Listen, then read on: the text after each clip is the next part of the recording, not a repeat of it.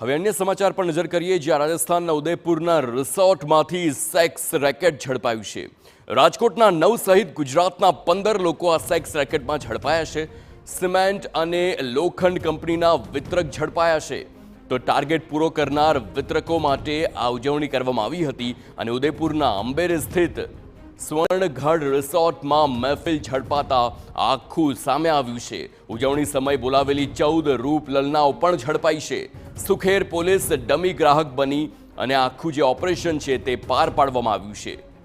તો આપને જણાવી દઈએ, ઉદયપુરના અંબેરી સ્થિત સ્વર્ણગઢ રિસોર્ટની આ ઘટના, જ્યાં રૂપ લલનાઓ સહિત જે આખું સેક્સ રેકેટ ઝડપાયું છે અને તેમાં રાજકોટના લોકોનો સમાવેશ છે। 9 સહિત ગુજરાતના 15 લોકો ઝડપાયા છે। 9 લોકો રાજકોટના સાથે જ ગુજરાતના કુલ 15 લોકો છે। સિમેન્ટ અને લોખંડ કંપનીના વિતરક ઝડપાયા છે।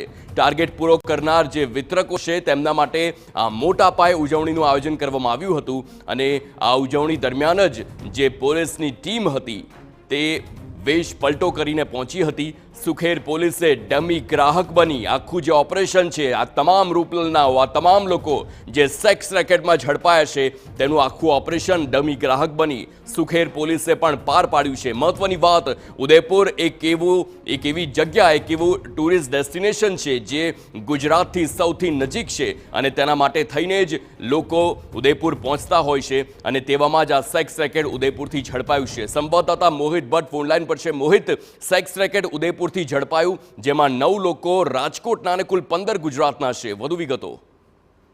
સામાન્ય રીતે કોઈ પણ જે મલ્ટીનેશનલ કંપની હોય છે અથવા તો કોઈ એવી બ્રાન્ડ હોય છે તે પોતાના ડિસ્ટ્રીબ્યુટરોને આકર્ષવા માટેના અલગ અલગ પ્રયત્નો છે તે કરતી હોય છે ને જ્યારે પણ કોઈ ડિસ્ટ્રીબ્યુટર છે તે તેનો ટાર્ગેટ પૂરો કરે ત્યારે તેને આકર્ષક ઓફરો છે તે પણ આપવામાં આવતી હોય છે। કેટલીક ટૂર છે તે પણ તેમને માટે ગોઠવવામાં આવતી હોય છે। આ જ પ્રકારની સિમેન્ટ અને લોખંડની જે કેટલીક કંપની છે તેમના દ્વારા પોતાના ડિસ્ટ્રીબ્યુટરને આકર્ષવા માટે આજે ઉદયપુર રિસોર્ટ ખાતે એક ઉજવણીનું આયોજન કરવામાં આવ્યું હતું। જો કે આ ઉજવણીમાં જે સેક્સ રેકેટ ચાલતું હોવાની વિગતો છે તેની સ્થાનિક પોલીસને મળી હતી અને જેના આધારે જ ઉદયપુરના અંબેરી સ્થિત સુવર્ણગઢ રિસોર્ટ છે તેમાં પોલીસે દરોડો કર્યો હતો, જેમાં 14 જેટલી રૂપલલનાઓ છે તેને પકડી પાડવામાં આવી હતી। એટલું જ નહીં, પરંતુ રાજકોટના 9 સહિત ગુજરાતના 15 લોકો છે તેની પણ પોલીસે ધરપકડ કરી અને કાયદેસરની કાર્યવાહી છે તે હાથ ધરી છે। છેલ્લા ઘણા સમયથી રાજસ્થાન પોલીસને એક માહિતી મળી હતી કે જે રાજસ્થાન બહારથી કેટલાક લોકો છે તે રિસોર્ટની અંદર આવે છે ને ત્યાં જે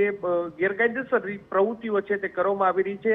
આ જ માહિતી છે, આ માહિતીના આધારે આ કાર્યવાહી કરવામાં આવતી હોય તેવું સ્પષ્ટપણે લાગી રહ્યું છે। હાલમાં જે તમામ વેપારીઓ છે તેની પોલીસ દ્વારા કાયદેસરની ધરપકડ કરી અને આગળની કાર્યવાહી હાથ ધરવામાં આવી છે। જી બિલકુલ, આભાર મોહિત સમગ્ર માહિતી બદલ।